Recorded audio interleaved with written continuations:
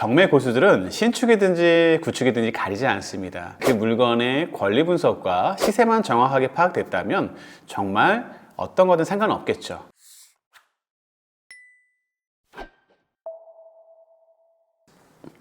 안녕하세요. 부동산 가르쳐주는 티처 부가티 김입니다. 여러분이 계속 입찰해서 낙찰받지 못하거나 비싼 가격에 낙찰되는 이유를 아시나요? 지금부터 그 이유에 대해서 설명해 드리려고 합니다. 요즘 법원에 가보시면 어떠세요? 아파트 입찰에 30명, 40명, 50명까지, 그리고 낙찰률은 어떤가요? 100% 넘어서 150%, 170%까지. 이런 일은 아주 흔한 일이죠.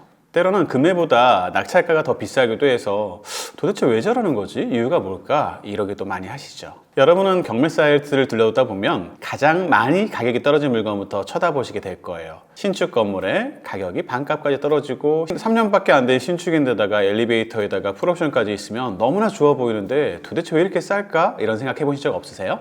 와, 이거다 하고 이 물건 잡아서 내가 들어가 살거나 아니면 에어비앤비 3,4멘트처럼 임대놔도 너무나 좋겠다 라는 생각도 해보셨을 거예요. 제가 이 물건이 꼭 나쁘다고 말하는 건 아닙니다. 단지 깨끗한 이유만으로 낙찰받았다가 잘못하면 내가 산 가격보다 더 싸게 되팔아야 되는 수도 생길 수 있거든요. 경매 고수들은 신축이든지 구축이든지 가리지 않습니다. 사실은 그 물건의 권리 분석과 시세만 정확하게 파악됐다면 정말 어떤 거든 상관없겠죠. 그런데 만약 여러분이 겉모습만 보고 그 물건을 잘못 잡았다가는 큰 함정에 빠지게 될 수도 있습니다. 2026년 초보가 경매 물건을 볼 때 빠지면 안 되는, 꼭 체크해야 되는 부분들을 하나하나 짚어보는 시간 갖도록 하겠습니다. 또는 남들이 쳐다보지 않는 낡은 빌라 같은 숨은 진주 같은 보석을 찾는 방법도 알려드려 볼게요.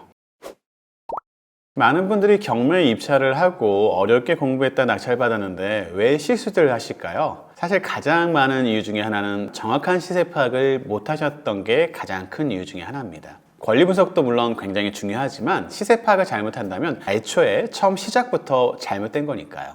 예쁜 포장지에 그럴듯하고 이뻐 보였지만 그 안에는 숨어있는 함정이 있다는 거. 감정가는 그 경매가 나오는 시점에 나와 있는 시세 아닌 시세입니다. 근데 지금 시세는 그때 당시의 감정가와 다를 수 있다는 거죠. 두 번째로, 지금은 조금 가라앉았지만 전세 사기라든가 이런 물건들이 대부분 어떤 건물에서 나오는지 아세요?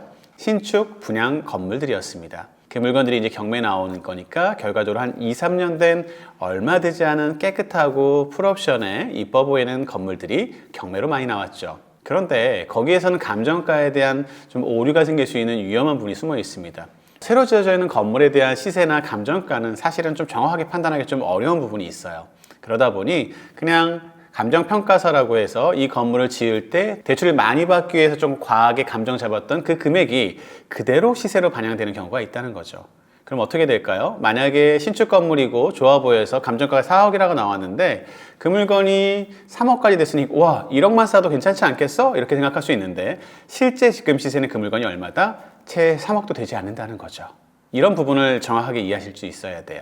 그래야지만 내가 또 거꾸로 전세 사기 물건을 감정가 대비 저렴하다는 걸로 싸게 샀다고 착각하시고 그로 인해서 싸게 샀으니까 난 1억 아니야 한 5천만 원만 남아도 충분해 라고 시작했던 게 4억짜리를 3억에 산 게 아닌 3억짜리를 3억에 사서 3억에 되팔 수 없는 경기의 흐름에 묶여서 오히려 이도저도 못하는 상황들이 많아지게 되거든요.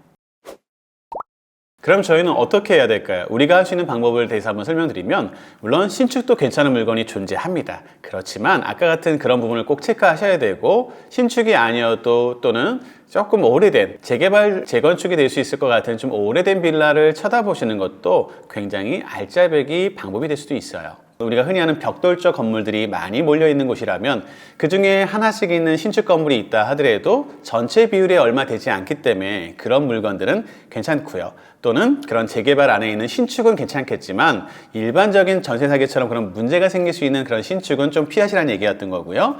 반대로 재개발 이슈가 있을 만한 곳은 겉은 좀 낡았고 건물의 가치는 거의 제로일 수 있겠지만 이 물건을 나중에 재개발, 재건축 됐을 때 대지 지분이 많아서 평가, 보상, 감정가로 보상받았을 때는 오히려 내가 이 오래된 빌라 하나로 아파트 입주권을 받을 수 있다던가 이럴 수도 있기 때문에 나만 보기 좋은 것이 아니라 이 물건의 가치를 제대로 파악할 수 있는 실력과 안목을 기르시는 게 굉장히 중요합니다. 그리고 너무 낡았고 지저분하다고 해서 넘기지 마세요. 겉엔 좀 허름해 보였는데 안에가 인테리어나 이런 걸 통해서 현대식으로 좀 바뀌어 있고 이쁘게 꾸며져 있다면 안의 모습을 보고 오히려 더 선호하게 바뀔 수도 있어요. 낡아 보이고 그렇지만 물론 대지 지분도 전부는 아니지만 대지 지분도 많고 거기에 사실 우리가 봤을 때는 좀 오래된 쓰레기 같은 집 아니야? 라고 했던 게 결국은 어떻게 바뀐다고요? 아파트로 바뀔 수 있는 숨은 보석일 수 있다는 걸 잊지 마세요. 자, 오늘부터 이제 경매 검색을 할 때는 이 세 가지만 기억하시면 좋을 것 같아요. 일단은 편견을 좀 버리셔야 돼요. 아까 말씀드린 것처럼 구축이라고 해서 오래됐다고 해서 무조건 치워버리거나 또 반대로 너무 신축만 해서 그런 것도 아니에요. 그 이유에 따라서 정확한 시세 파악을 할 수 있을 때가 중요하다고 말씀드렸었죠. 그러니까 신축도 보고 구축도 보고 대지권도 보고 이런 걸 종합적으로 볼 수 있으셔야 된다는 걸 꼭 잊지 마시고요. 그리고 두 번째로는 가장 중요합니다. 요새는 보증보험이나 이렇게 되지 않으면 세입자로 들어오지 않아요. 그래서 공시 가격이라든가 네이버 매매 가격, 뭐 아파트 같은 경우는 물론 아실이나 이런 것도 있긴 하지만 그런 플랫폼들을 통해서 정확한 평균치에 제가 계속 얘기한 것처럼 매수, 매도, 임대할 것처럼 그 시세를 파악하는 게 가장 중요하다는 걸 잊지 마시고요. 그래서 그런 데이터를 가지고 이 가격이 공시 가격보다 터무니없이 낮다, 높다라는 기준을 잡게 된다면 최소한 우리가 잡은 공주가 곱하기 126%의 보증보험이 될 수 있는 정도 수준의 물건 이상이 된다고 하면 그런 게 싸게 나왔다면 괜찮은 물건인 거죠. 그런데 반대로 전세가는 1억밖에 안 되는데 감정가가 4억이 나왔다? 그럼 어떻게 해야 돼요? 그런 물건 같은 경우는 너무 거품이 큰 물건이구나 라고 생각하시면서 살짝 옆으로 치워놓으셔도 될 것 같습니다. 그리고 네이버나 공동주택가격만으로 또 전부는 아니에요. 이거 방금 말씀드린 건 저희는 손품이라고 해서 온라인상으로 사전에 조사하는 걸 얘기하는 거고요. 가장 중요한 건 모든 건 현장에, 임장이라고 하는데 현장에 답이 있습니다. 현장에 가보시면 그 지역의 빌라들이 어떻게 되어 있고 오래된 빌라 중에서 새로운 빌라들을 좀 짓는다? 그럼 둘 중에 하나입니다. 정말로 임대나 매매 시세가 괜찮고 거래가 잘 돼서 그렇게 건물을 지을 수도 있고요. 때로는 아직 재개발이 되지 않았지만 재개발이 될 것을 보고 집을 여러 개 지어서 단독주택 하나짜리를 집을 8세대, 10세대로 지어서 아파트 입주권을 받기 위한 미리 투자를 하는 개념일 수도 있거든요.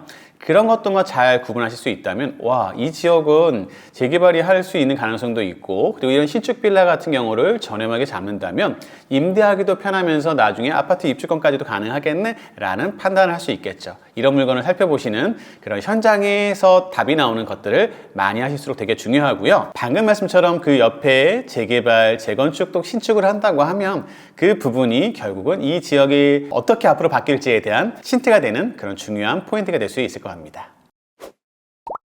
여러분, 경매는 쇼핑이 아니에요.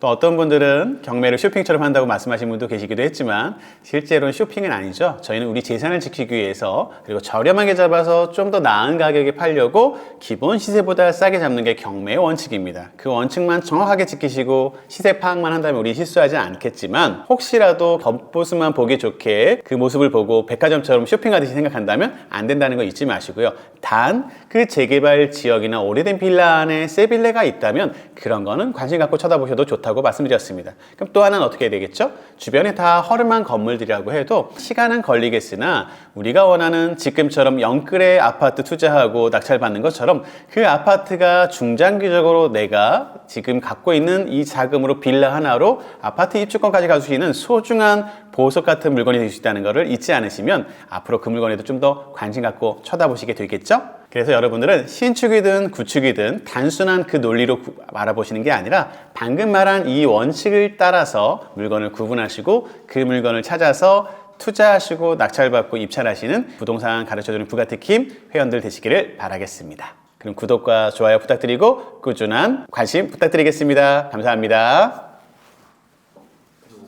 괜찮은 거죠. 괜찮고 다 낡았고 한데 발표하기 전에 미리 이렇게 선점해 놔야지. 그리고 선점이 지나면 그게 권리산정 기준 같은 그 기준이 있어서 거기에 한되면 이제 아예 입주권을 못 받아요.